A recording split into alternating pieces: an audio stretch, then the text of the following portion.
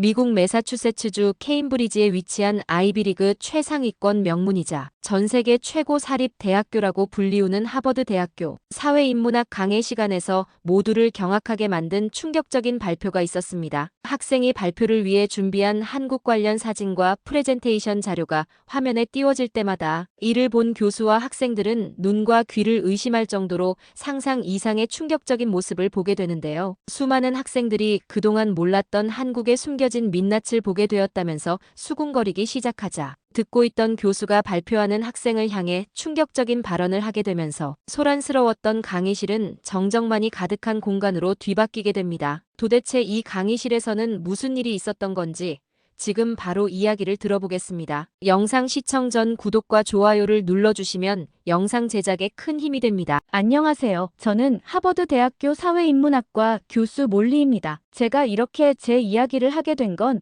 최근 제 강의실에서 있었던 충격적인 사건 때문인데요. 그 이야기를 하기 전에 먼저 제가 어떻게 한국과 인연을 맺게 되었는지 말씀드려야 할 것 같네요. 2017년 겨울 저는 평범한 하버드 대학원 학생이었어요. 시험 기간이 끝난 후 친구들과 함께 저희 집에서 영화를 보기로 했죠. 그날 우리가 고른 영화가 바로 1987이었습니다.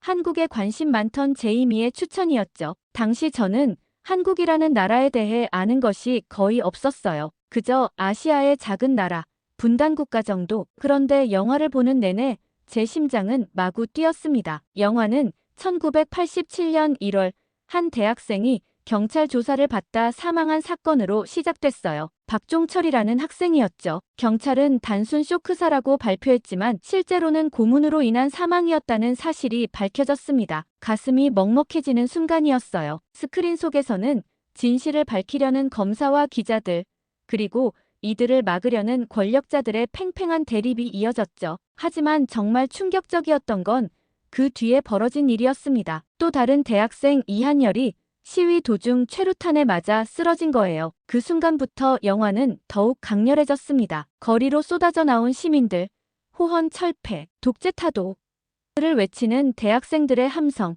최루탄 가스 속에서도 꿋꿋이 서 있는 사람들의 모습, 그리고 마침내 6월 29일 군부 독재 정권이 국민의 요구를 수용하는 장면까지. 영화가 끝난 뒤에도 한참 동안 자리에서 일어날 수가 없었어요. 제가 본 것은 단순한 영화가 아니었습니다. 민주주의를 위해 하나 된 국민들의 위대한 승리였죠. 미국의 민권운동처럼 한국에도 이토록 자랑스러운 역사가 있다는 사실에 깊은 감동을 받았어요. 그날 밤새도록 한국의 민주화 운동에 대해 찾아봤습니다. 놀라웠어요. 이렇게 위대한 역사가 있었다니. 그날 이후 저는 한국에 대한 모든 것이 궁금해졌죠. 역사, 문화, 예술, 그리고 현재의 모습까지. 도서관에서 한국 관련 서적을 모조리 빌려 읽었고 유튜브에서 한국 관련 영상을 찾아보기 시작했습니다. 특히 경제 발전 과정이 흥미로웠어요. 1950년대 한국 전쟁 이후의 모습을 담은 흑백 사진들을 보면서 충격을 받았습니다. 서울은 폐허가 되어 있었고 1인당 국민소득은 67달러에 불과했죠. 당시 가나보다도 못한 최빈국이었다니 믿기 어려웠어요. 그런데 불과 60년 만에 세계 10위권의 경제대국이 되다니 정말 놀라운 일이었습니다. 1960년대 시작된 경제개발 5개년 계획, 70년대의 중화학공업 육성, 80년대의 첨단산업 발전까지 한국의 발전 과정을 공부하면 할수록 더 신기했어요. 특히 인상 깊었던 건 1997년 IMF 외환위기 때 벌어진 금 모으기 운동이었죠. 대한민국에 있는 금을 국민들이 모아 시중에서 구입한 다음 한국은행의 금 보유고를 높여 그 금을 통해 국가 신용도를 제고한 후 그를 바탕으로 외환 보유고를 늘린다는 취지 하에 이루어졌다고 합니다. 국가 부도 위기 상황에서 시민들이 자발적으로 금을 모아 국가를 일으키려 했다는 게 정말 믿기지 않았어요. 미국인인 제가 보기에는 상상조차 할 수 없는 일이었거든요. 그리고 지금은 삼성,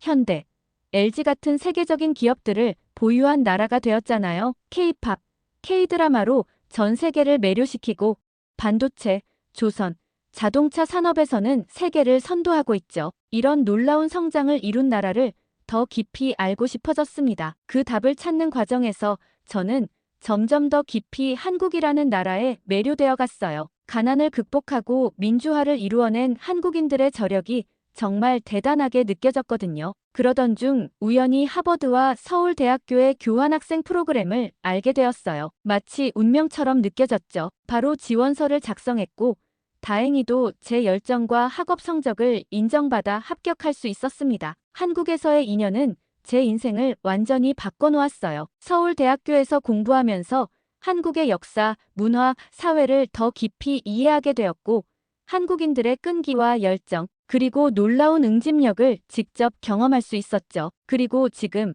저는 하버드 대학교에서 동아시아학과 사회인문학을 가르치는 교수가 되었습니다. 매 수업마다 학생들에게 한국의 진정한 가치와 의미를 전달하려 노력하고 있죠. 하지만 최근 제 강의실에서 있었던 한 사건은 저를 정말 놀라게 했어요. 그리고 동시에 제가 왜 이 자리에서 동아시아에서 가장 빛나는 한국을 가르쳐야 하는지 더욱 깊이 깨닫게 해주었답니다. 2024년 가을 학기 첫 수업 날이었어요. 창밖으로 떨어지는 단풍잎이 눈에 들어왔죠. 하버드 캠퍼스의 고풍스러운 붉은 벽돌 건물들 사이로 학생들이 분주히 오가는 모습이 보였습니다. 첫 수업이라 무거운 주제보다는 학생들의 여름방학 경험담을 나누며 가볍게 시작하고 싶었어요. 강의실에는 120여 명의 학생들이 앉아 있었죠. 모두들 첫 수업이라 그런지 약간은 긴장한 표정이었습니다. 저는 편안한 미소를 지으며 입을 열었어요. 안녕하세요, 여러분. 새 학기가 시작됐네요. 오늘은 특별히 여러분의 이야기를 듣고 싶어요. 이번 여름방학에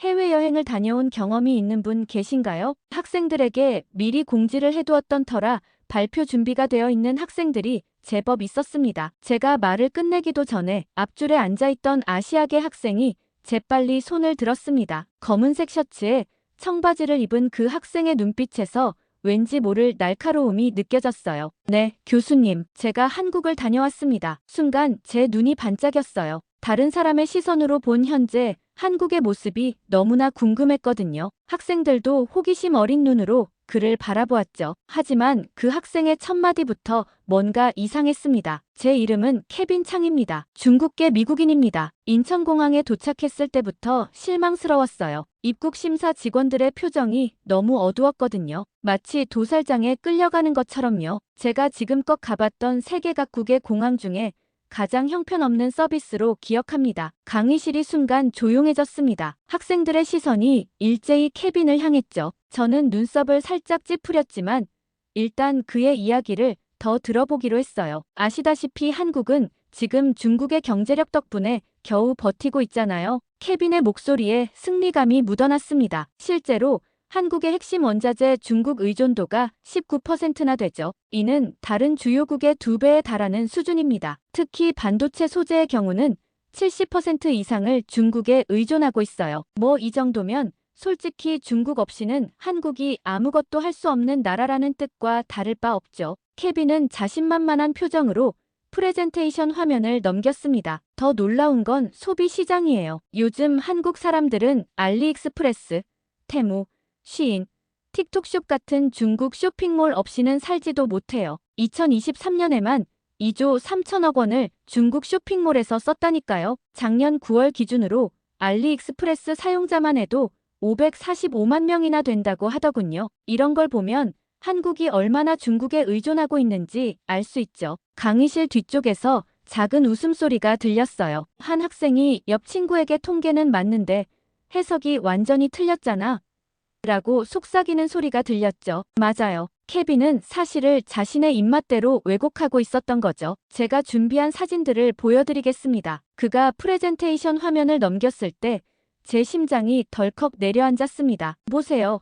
이게 한국의 지하철입니다. 얼마나 지저분한지. 심지어 지하철에서 생닭을 파는 것도 봤어요. 이런 걸 보면 정말 후진국이라는 생각밖에 들지 않아요. 화면에 떠 있는 사진을 보는 순간 제 손이 저도 모르게 책상을 꽉 쥐었습니다. 사진 속 안내판에 적힌 글자는 분명 중국어였거든요. 게다가 그 사진의 화질과 배경을 보니 최근에 찍은 게 아닌 것 같았어요. 밤에는 더 심각해요. 한강공원에 가보니까 술에 취해 싸우는 사람들 투성이었어요. 치안이 엉망이라는 걸 바로 알 수 있었죠. 거기다 제 친구가 밤에 갑자기 아팠는데 가까운 병원이 차로 1시간이나 걸린다고 하더군요. 중국어를 하는 의사도 한 명도 없었고요. 이런 후진국에 더는 참을 수 없었습니다. 저도 모르게 자리에서 벌떡 일어났어요. 강의실 안의 공기가 순식간에 얼어붙었죠. 학생들도 갑작스러운 제 행동에 놀란 듯 했어요. 케빈 창 학생, 제 목소리가 강의실에 울렸습니다. 평소의 부드러운 톤이 아닌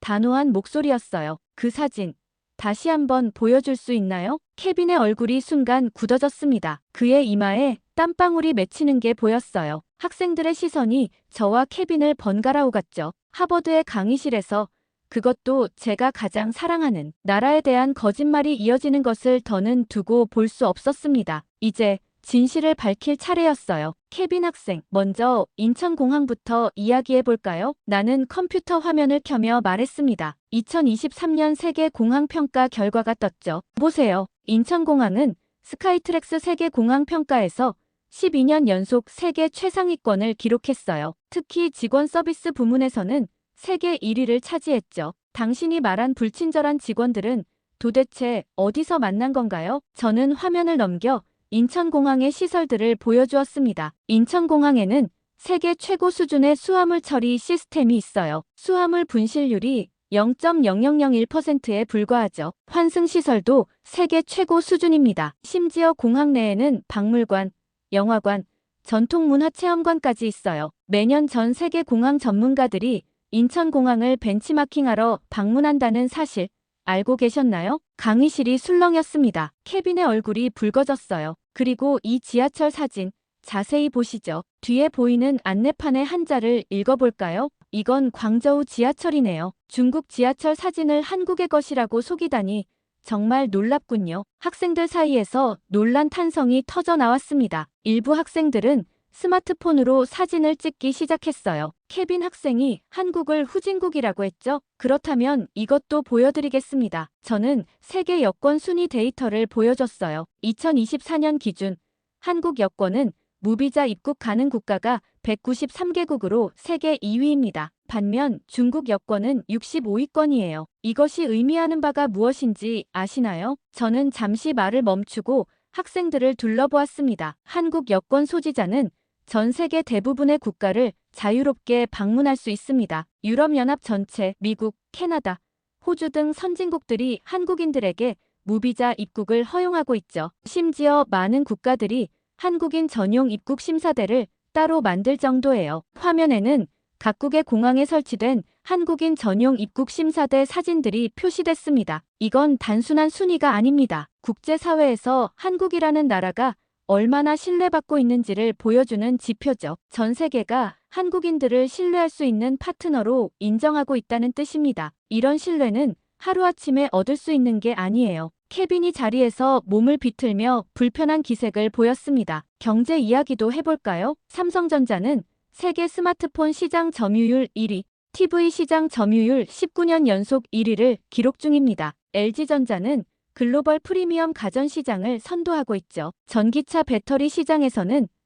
LG에너지솔루션이 세계 2위를 차지하고 있고요. 잠시 숨을 고르고 계속했습니다. 오히려 중국 기업들이 한국 제품을 모방한 사례를 말씀드릴까요? 샤오미의 초기 제품들이 삼성전자 제품들과 얼마나 유사했는지, 중국 가전제품들이 LG 디자인을 어떻게 따라했는지 구체적인 사례들을 보여드릴 수 있습니다. 심지어 중국 법원에서조차 이를 인정했죠. 강의실은 이제 완전히 조용해졌어요. 모든 학생들의 시선이 케빈에게 쏠렸습니다. 마지막으로 의료 시스템 얘기를 하셨죠? 한국의 의료 시스템은 OECD 국가 중에서도 최상위권으로 평가받고 있어요. 서울의 경우 도보 10분 거리마다 병원이 있다고 보면 됩니다. 게다가 전국민 의료보험 덕분에 미국의 10분의 1도 안 되는 비용으로 진료를 받을 수 있죠. 제 목소리에 힘이 실렸습니다. 심지어 매년 수많은 중국 의료 관광객들이 한국을 찾고 있다는 사실은 알고 계신가요? 2023년에만 해도 약 15만 명의 중국인들이 한국에서 진료를 받았습니다. 왜 그럴까요? 바로 한국의 의료 기술과 시스템을 신뢰하기 때문이죠. 나는 잠시 말을 멈추고 강의실을 둘러보았습니다. 학생들의 눈빛이 달라져 있었어요. 그들은 이제 진실을 알게 된 것 같았습니다. 케빈 학생, 당신은 정말 한국에 다녀온 게 맞나요? 아니면 그저 인터넷에서 본 편향된 정보들을 모아서 발표한 건가요? 강의실은 깊은 정적에 빠졌습니다. 케빈의 얼굴은 이제 창백해져 있었어요. 저는 잠시 숨을 고르고 목소리를 낮추어 차분히 말했습니다. 이제 좀 더 깊은 이야기를 해볼까요? 왜 케빈 학생이 이런 거짓된 발표를 했는지 그 역사적 맥락을 살펴보면 이해가 될 것 같네요. 강의실의 조명이 은은하게 비치는 가운데 프로젝터 화면이 바뀌었습니다. 고구려 시대의 지도가 나타났죠. 한국과 중국의 관계는 수천 년을 거슬러 올라갑니다. 삼국시대부터 현재까지 중국은 끊임없이 한반도를 자신들의 영향력 아래 두려 했어요. 그 중에서도 특히 645년 당나라 군대 50만 명이 고구려의 안시성을 포위했을 때의 이야기를 들려드리고 싶습니다. 제 목소리에 힘이 실렸습니다. 학생들의 시선이 일제히 집중되었죠. 당시 당나라 태종은 작은 성 하나 함락하지 못해 돌아간다면 천하의 웃음거리가 될 것이라며 필사적으로 안시성을 공격했습니다. 88일간의 치열한 전투였죠. 당나라는 최신식 무기와 압도적인 병력을 동원했어요. 하지만 양만춘 장군이 이끄는 고구려군은 끝까지 성을 지켜냈습니다. 저는 책상에서 일어나 천천히 강단을 걸으며 말을 이어갔습니다. 이 전투를 인문학적 관점에서 보면 세 가지 중요한 의미가 있어요. 첫째는 문화적 정체성입니다. 안시성 전투는 고구려인들의 자존심과 정체성을 상징하는 사건이 되었죠. 둘째는 사회적 연대입니다. 군인들뿐만 아니라 모든 주민이 하나가 되어 싸웠어요. 노인들은 화살을 만들고 여성들은 식량을 준비했으며 심지어 아이들까지 전령으로 참여했죠. 셋째는 심리적 요소입니다. 고구려군의 강한 저항의지는 당나라군에게 큰 심리적 압박을 주었어요. 제 목소리에 힘이 실렸습니다. 여러분, 이해하시나요? 인구는 당나라의 10분의 1도 안 되는 작은 나라가 어떻게 승리할 수 있었는지 바로 이 놀라운 응집력 때문이었습니다. 저는 프로젝터 화면을 다시 바꾸었습니다. 이번에는 고려시대와 조선시대의 항쟁 기록들이 나타났죠. 이런 응집력은 한 번의 우연이 아니었습니다. 거란의 침입 때도, 몽골의 침입 때도, 그리고 임진왜란 때도 한국인들은 같은 모습을 보여줬어요. 외부의 위협 앞에서 하나가 되어 싸웠죠. 화면이 다시 현대의 사진들로 바뀌었습니다. 그리고 이런 역사적 왜곡 시도는 현대까지도 이어지고 있어요. 중국의 동북공정이라고 들어보셨나요? 고구려를 중국의 지방정권으로 편입시키려는 시도였죠. 심지어 김치와 한복까지 자신들의 문화라고 주장하고 있습니다. 제 목소리가 점점 단호해졌습니다. 케빈 학생의 오늘 발표는 이런 맥락에서 봐야 합니다. 단순한 여행 경험 발표가 아니라 오랫동안 이어져온 역사 왜곡의 현대적 버전이라고 할 수 있죠. 그저 한 학생의 실수로 치부할 수 없는 이유가 바로 여기에 있습니다. 나는 케빈을 바라보았습니다. 그의 얼굴은 이제 창백해져 있었어요. 역사는 거짓말처럼 포장될 수 있지만 진실은 결코 바뀌지 않습니다. 안시성에서 승리한 고구려의 정신은 지금도 한국인들의 DNA에 살아있어요. 그래서 한국은 어떤 위기에서도 놀라운 회복력을 보여왔고 이제는 세계가 인정하는 선진국이 된 겁니다. 강의실은 깊은 침묵에 빠졌습니다. 창밖으로 비치는 햇살이 강의실을 따스하게 비추고 있었죠. 우리는 역사에서 배워야 합니다. 거짓된 선전이나 왜곡된 주장으로는 결코 진실을 가릴 수 없다는 것을요. 케빈 학생, 당신의 발표는 이제 끝났지만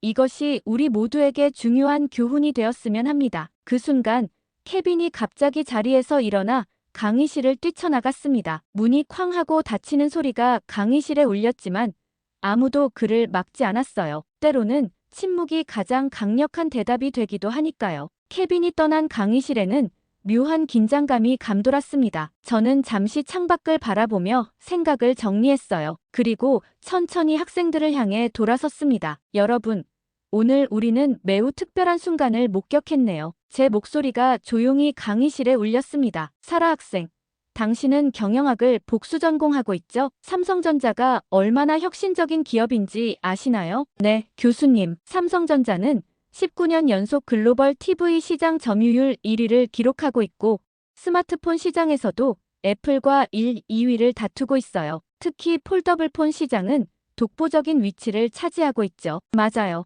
토마스 학생은 반도체 관련 수업을 듣고 있다고 했는데 세계 메모리 반도체 시장은 어떻습니까? 한국 기업들이 압도적이에요. D램은 삼성전자가 약 41%, SK하이닉스가 34% 가까이 차지하고 있어서 두 기업이 전체 시장의 75%를 장악하고 있습니다. 낸드 플래시 시장에서도 삼성전자가 35% 이상의 점유율로 1위를 지키고 있고요. 정확히 알고 계시네요. 특히 주목할 점은 이런 점유율이 일시적인 게 아니라는 거예요. 한국 기업들은 꾸준한 R&D 투자로 기술 격차를 계속 벌려나가고 있답니다. 놀랍지 않나요? 한국 전쟁 후 폐허가 된 나라가 이제는 세계 경제를 움직이는 핵심 국가가 되었다는 사실이 단순히 숫자로만 보면 충분히 이해가 안 될 수 있어요. 하지만 저는 그 현장에 있었고 그들의 저력을 직접 목격했습니다. 강의실 앞쪽에 앉은 에밀리가 조심스럽게 손을 들었습니다. 교수님, 케빈이 말한 것처럼 한국이 중국에 의존적이라는 건 사실이 아닌가요? 좋은 질문이에요, 에밀리. 세계화 시대에 어느 나라도 완전히 독립적일 순 없죠. 하버드 경영대학원에서 자주 인용하는 사례가 있어요. 여러분이 들고 있는 아이폰을 보세요. 저는 제 아이폰을 들어 올렸습니다. 이 기기 하나에 전 세계 기술이 집약되어 있어요. 디스플레이와 메모리는 삼성전자가, 카메라 모듈은 LG이노텍이, 배터리는 중국 업체가 만듭니다. 반도체는 대만의 TSMC가 생산하죠. 애플은 이 모든 것을 디자인하고 통합해 혁신적인 제품을 만들어냅니다. 중요한 건 이 공급망에서 누가 가장 핵심적인 기술을 가지고 있느냐 하는 거예요. 예를 들어 삼성의 OLED 디스플레이는 애플도 대체할 수 없는 핵심 부품이에요. 세계 최고의 기술력이기 때문이죠. 중국이 수년간 따라하려 했지만 아직도 그 격차를 좁히지 못하고 있답니다. 결국 문제는 누가 더 혁신을 주도하느냐예요. 단순히 만들어내는 게 아니라 세계가 필요로 하는 기술을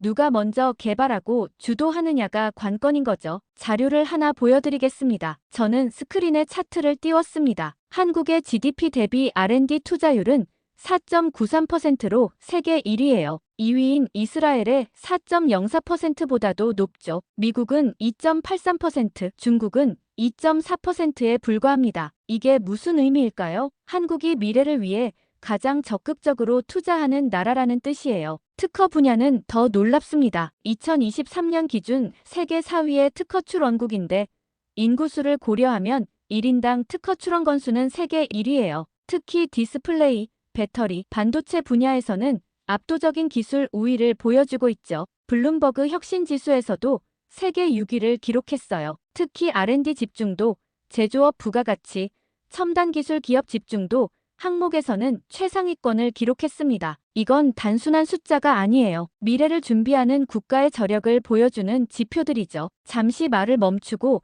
학생들의 눈을 바라보았습니다. 제가 왜 이토록 한국에 대해 열정적으로 말하는지 아시나요? 그들에게서 배울 점이 너무나 많기 때문입니다. 위기를 기회로 바꾸는 능력, 불가능을 가능으로 만드는 도전 정신, 그리고 무엇보다 함께하면 더 큰 힘이 된다는 것을 보여준 민족이니까요. 창가에 앉아있던 마이클이 말했습니다. 교수님, 저는 오늘 케빈의 발표가 오히려 한국에 대해 더 관심을 갖게 만들었어요. 특히 교수님의 설명을 들으면서요. 그래요, 마이클. 때로는 거짓된 주장이 오히려 진실을 더 선명하게 보여주기도 하죠. 저는 교육자로서 진실을 수호할 책임이 있습니다. 그리고 그 진실은 항상 스스로를 증명하게 되어 있어요. 수업 종료를 알리는 알람 소리가 울렸습니다. 수업이 끝나가고 있었죠. 마지막으로 한 가지만 더 말씀드릴게요. 여러분, 편견 없는 눈으로 세상을 보세요. 진정한 배움은 그렇게 시작됩니다. 다음 시간에는